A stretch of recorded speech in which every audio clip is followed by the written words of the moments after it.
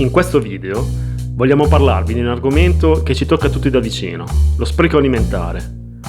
Forse vi starete chiedendo, perché tocca anche a me, che io non butto via quasi niente? Purtroppo è proprio così, e tra poco capiremo il perché.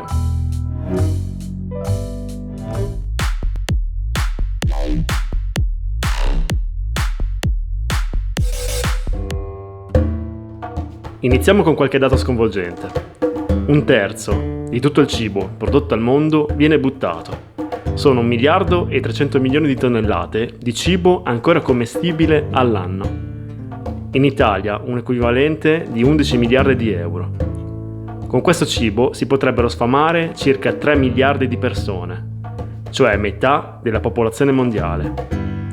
Ogni giorno, solo in Italia, ad esempio, si buttano via 4.000 tonnellate di cibo, mentre quello stesso giorno nel mondo muoiono 17.000 bambini di fame.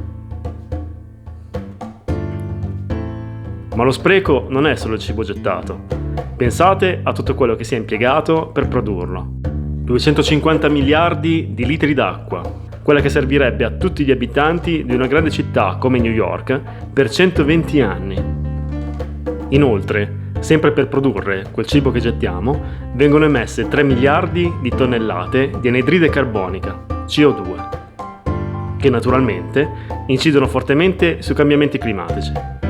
Per non parlare delle altre risorse utilizzate, come i terreni, l'energia, le persone e non ultimi gli animali, che vengono sacrificati solo per essere gettati nella spazzatura.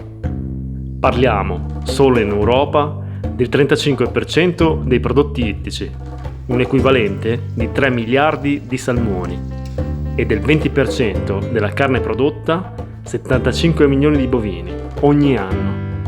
Per non parlare dei cereali. Il 30% dei cereali viene buttato, in un quantitativo pari a 763 miliardi di pacchi di pasta. Sono già dati agghiaccianti, ma se ci fermiamo a riflettere, lo diventano ancora di più. Le risorse che vengono utilizzate per produrre tutto questo cibo, che poi buttiamo, non sono illimitate. La terra, l'energia, l'acqua, l'aria che inquiniamo. Perché, dopo averli prodotti, questi alimenti vanno trasportati, distribuiti e quando li gettiamo vanno distrutti. Tutte risorse che sprechiamo. Pensate che più del 90% dei rifiuti alimentari finisce in discarica, mentre paradossalmente il 62% dei rifiuti dei cantieri viene compostato. 1/3 di questi sprechi avviene tra le mura domestiche, ma anche le mense non sono da meno. Nelle mense scolastiche, tra il 40 e il 60% del cibo che viene servito ai bambini finisce nella spazzatura. Ma questo è l'ultimo anello. Si parte dai campi, dove vengono sprecati quintali di materia prima, verdura e frutta, poi nella trasformazione, altre perdite dovuti a errori di produzione o prove. Il trasporto, durante il quale il cibo può deperire se non viene stoccato con idonee condizioni di temperatura o se il viaggio risulta troppo lungo. Si passa poi alla grande o piccola distribuzione e anche qui ci sono rotture di confezioni, ordini eccessivi, vendite scarse, mancata rotazione delle scadenze e alla fine arriva nelle nostre case. E a causa di una scarsa educazione all'acquisto ed al consumo, 1/3 finisce nel bidone dell'umido, quando va meglio, oppure nell'indifferenziata. Ci avete fatto caso che i carrelli dei supermercati sono sempre più grandi?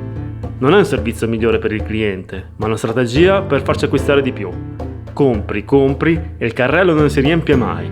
Così, inconsciamente, pensiamo di non aver preso troppo, per poi trovarci la cassa con uno scontrino che ci fa vedere le stelle. Un'altra strategia è quella di mettere l'acqua nell'ultima corsia, la più lontana dall'entrata, perché se la prendessimo per prima, occuperemmo gran parte dello spazio del carrello e ne rimarrebbe meno per il cibo. Ma quindi cosa possiamo fare in concreto per cercare, almeno nel nostro piccolo, di non contribuire a questo errore? Sarebbe utile programmare un menù settimanale, con colazioni, pranzi, cene e spuntini. In base a questo, stilare la lista della spesa, in modo da non acquistare più di quanto realmente ci serve. Si potrebbe cercare di utilizzare gli avanzi come futuri ingredienti, cioè per creare un nuovo piatto. In questo erano molto esperte le nostre nonne. Rimaneva un po' di carne, polpette, un po' di pasta, frittata di pasta. Basta aggiungere le uova.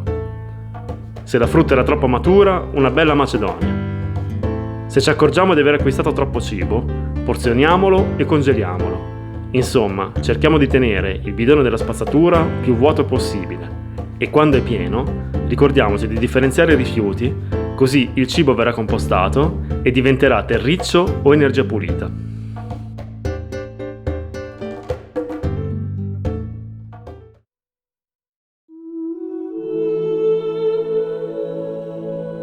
Come abbiamo detto in un video parlando della plastica, la Terra è il nostro pianeta, la nostra casa.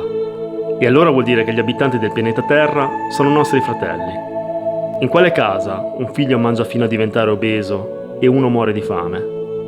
E seguendo questo concetto, allora, tutti gli animali sono nostri animali domestici.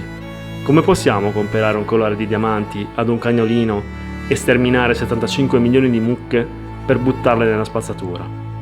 So che molti diranno che siamo esagerati a pensarla così, ma allora qual è il modo migliore per vivere tutti in armonia, senza differenze così abissali tra ricchi e poveri, senza sprechi e senza rovinare la natura che ogni giorno ci nutre e si prende cura di noi, senza punirci troppo per tutto il male che le facciamo? Se il video vi è sembrato interessante, lasciateci un like e iscrivetevi al canale per non perdere i prossimi. Io vi saluto e vi ringrazio per averci seguito.